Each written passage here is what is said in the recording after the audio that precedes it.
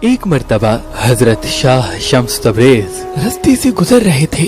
دیکھا ایک نوجوان جو ایک اڈے پہ بیٹھ کے جوا کھیل رہا تھا۔ شاہ شمس تبریز اس نوجوان کے قریب آئے، اس کو غور سے دیکھا تو وہ کہنے لگا، اے بابا کیا دیکھتے ہو، جوا کھیلو گے کیا؟ شاہ شمس تبریز نے کہا، کھیلوں تو، لیکن اگر جیت گیا تو کیا تم میری بات مانو گے؟ اس نے کہا، ہاں ہاں کیوں نہیں۔ تو شاہ شمس تبریز اس کے ساتھ بیٹھ گئے اور جوا کھیلنے لگے۔ بالآخر جب اس کھیل میں شاہ شمس تبریز جیت گئے تو آپ نے فرمایا، اے نوجوان، میں نے کہا تھا اگر میں جیت گیا تو تم میری بات مانو گے۔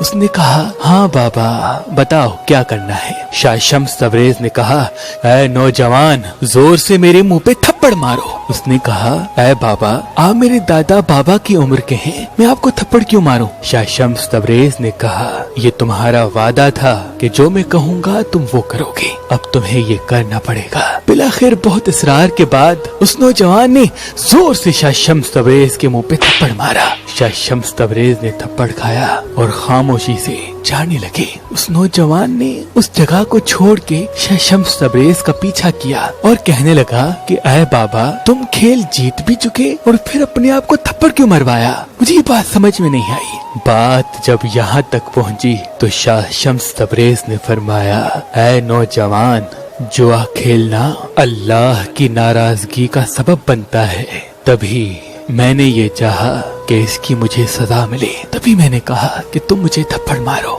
وہ نظریں جھکانے لگا اور شاہ شمس تبریز چلنے لگی۔ وہ پھر سے آگے آ گئے اور فرمانے لگے، اے بابا جوا تو میں بھی کھیلتا ہوں تو سزا تو مجھے بھی ملنی چاہیے۔ تو شاہ شمس تبریز نے کہا، میرے ضمیر نے جو میرے لیے سزا طے کی وہ میں نے اپنے جسم کو دلائی، اب تم اپنے ضمیر سے پوچھو کہ تمہاری سزا کیا ہونی چاہیے۔ وہ سوچنے ہی لگا تو شاہ شمس تبریز نے فرمایا، اللہ بار بار معاف کرنے والا ہے، اے شخص اگر تم اس عمل پہ پشیمان ہو تو جاؤ آج سے اپنے آپ سے وعدہ کر لو کہ تم یہ عمل نہیں کرو گے اور اپنے آپ کو تلاش کرو، اپنے علم حاصل کرنے کی کوشش میں مگن ہو جاؤ، اپنی زندگی کو سنوارنے میں لگ جاؤ، یقیناً تم منزل پاؤ گے۔ یہ تبلیغ کا انداز اس نوجوان کے وجود پہ اتنا اثر کرنے لگا کہ وہ دن رات پڑھائی کرنے لگا اور بالآخر ایک بہت بڑا عالم بن گیا۔